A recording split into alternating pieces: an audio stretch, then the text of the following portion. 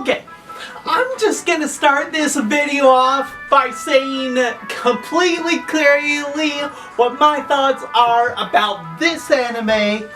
And for me personally, this new season of Kaiju Number 8, it just sucks. This summer, there were two animes that I have been looking so forward to for the new seasons. That first one being Dawn to Dawn, and Kaiju Number 8 Season 2. And for this summer, both these seasons, only one hasn't disappointed me, and that's Dawn to Dawn. With Dawn to Dawn Season 2, yeah, it's darker, it has a more serious theme to it, but it still sticks with the jokes, it still has the great lines from the characters, it still has an interesting story to it. I love where it picks up exactly where it left off with I'd say being attacked in the hot springs, and then we get Gigi being possessed by the evil eye, and then we got Okaru turning into Turbo Granny form and fighting the evil eye. It's been such a fun ride. Plus, this newest episode was just kick-ass. It had the scene with the heavy metal scene. If you've never seen the newest episode, definitely look on Crunchyroll or on Google. Just Google heavy metal scene Dawn Season 2, because it is awesome. You have these hard rock musicians that warming up is perfect. The bassist, he's tuning his instrument, and his bass, the G string on it breaks. The drummer, he's spinning one of his drumsticks and he drops it and he falls out of his seat.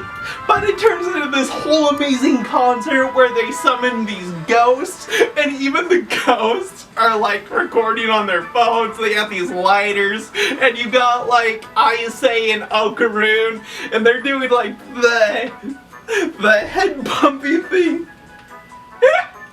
It is so good. I love that scene. It was perfect. Anyway, Dawn to Dawn Season 2 has been perfect. But then we get to Kaiju Number 8 Season 2, which I believe we recently had its 5th episode, maybe its 6th. And honestly, I cannot get into this season. The first episode I get, it's setting the entire thing up. You have these returning characters, the white-haired dude, the blonde chick.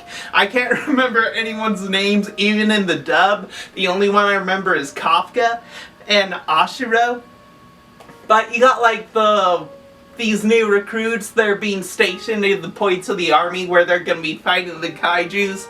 And that's basically the first episode, which I can let slide. They're setting it up for something great to happen.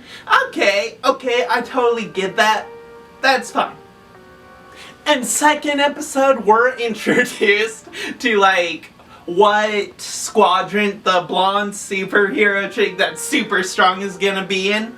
And she's introduced to, the squadron's strongest leader, which I love how he's introduced, this bald dude introduces him, they knock on the door and open the room, and it's just this pink-haired dude, and he's playing he calls it the BS5, I guess, that Crunchyroll didn't want to get sued by Sony, so they called it the BS5 in the PlayStation. He's also surrounded by Amazon boxes in Kaiju Number 8.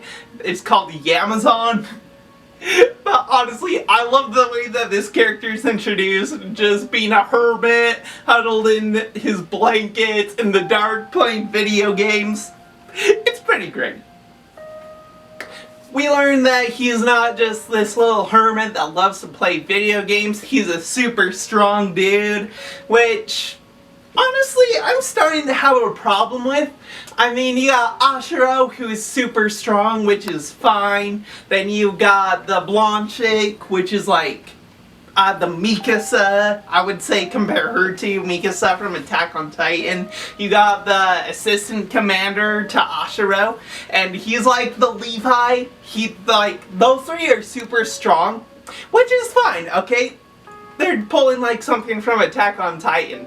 How Levi and Mikasa, they were these two super strong characters that would take on these titans to protect other scout members and people that lived in Shiganshina and behind the walls. I'm fine with that. But to add another character, you got these 4 characters now that are super strong in fighting kaiju.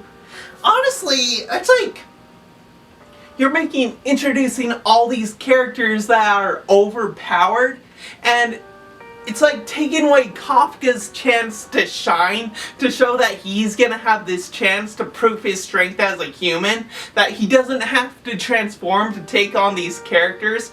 Rather, the people in these squads, they can just rely on Ashiro or the assistant captain or anybody else besides Kafka to take on these kaijus. I'm like, way too many strong characters in this season so far. Anyway, they're on this mission, like, part of the city has been infested by kaiju, and Kaiju number 9 is there. He's like the main villain from the first season of Kaiju number 8. And, like, for some reason, Kafka, he's having trouble transforming into Kaiju number 8. We learned that he's just afraid that he's gonna lose control. And he gets, like, this whole pep talk from the blonde chick. She's like, have faith in your companions that they can take care of themselves. You worry about you for now. And that's another thing that I don't like. Like, Kafka and this blonde chick, in this season, like in the first season, they had like a brother and sister relationship. They relied on each other. Like, she learned a secret. She wasn't gonna tell anyone, but she did make him the promise that if he does lose control in his kaiju form, she would be the one to kill him. And like, they've been looking out for each other in season 1. And in this one, I guess like they kind of are friends, but there's no like chemical like feeling there. You know, there's no feeling of friendship between them there. It just feels like they're co-workers just going on this mission. It's just, yeah, you can tell she supports Kafka still, but it's not the same support that you felt like that she gave Kafka in season 1, which personally I thought was weird.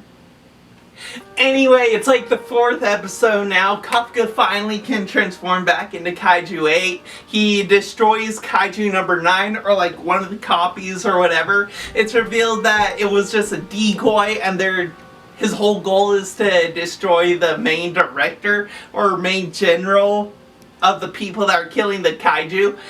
And so far, I feel like Kaiju number 8 season 2, it's just been dragging it on. Like, if there's been a side story of the white-haired kid and the new recruits, like, doing their own battle, and like, it's been going back and forth in what's happening there and there between the battles, that would be good.